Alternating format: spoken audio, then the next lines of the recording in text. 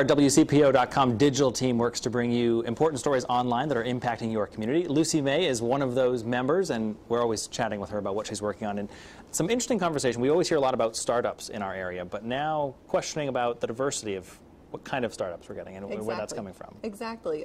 Interestingly, Ed Rigaud, who, as you may remember, was the founding CEO of the National Underground Railroad Freedom Center, last month he was named a Great Living Cincinnatian by the Regional Chamber of Commerce, and he really took the opportunity in that speech before hundreds of very important business leaders to talk about a lack of racial and gender diversity in the startup community. Our community is so focused on innovation and new companies through all these different incubators like the Brandery and Centrifuge and Cincy Tech.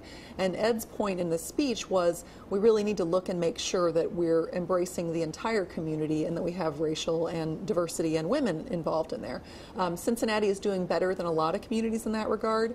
Out of the 80 or so companies that all those different accelerators handle, about 7 of them are ethnic minorities, and that's about 9%. Statewide, the average is only about 2%. So we really are doing better than the state as a whole. But Ed raised the point, and a lot of other people that my colleague Dan and Monk and I talked to agreed that we need to focus a little bit more on that issue and try to get some more diversity in that community. Expectation is higher. I like that. Right. Last week we talked about a demolition permit that was coming up, and now more controversy around that building. Yes, exactly. This is the building that houses Christie's in Clifton Heights.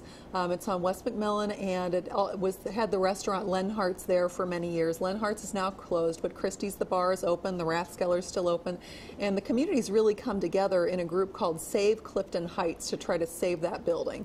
As you remember, there's a demolition permit. Some developers want to come in, buy that property, demolish that building and a number of buildings on that block to build some high-rise student housing.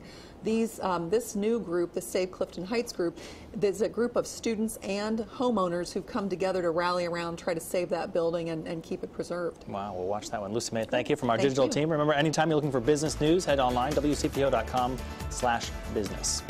We'll be right back.